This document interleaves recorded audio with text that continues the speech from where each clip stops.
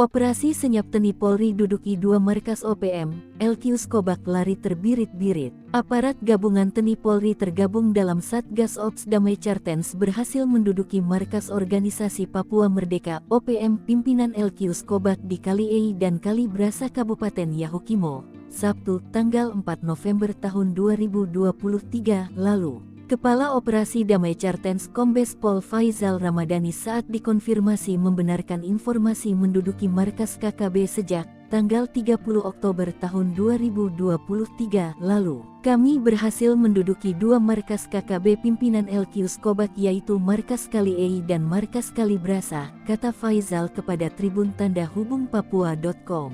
Ia mengatakan, KKB kelompok LQ Skobak yang berada di Kaliei dan Kalibrasa Yahukimo berhasil lolos dari sergapan. Saat ini kedua markas telah diduduki dan hancurkan serta sejumlah barang bukti berhasil disita dari markas tersebut, ungkap Faizal. Posisi kedua markas OPM berada di antara 2 ketinggian sehingga tidak memungkinkan untuk membawa seluruh barang bukti.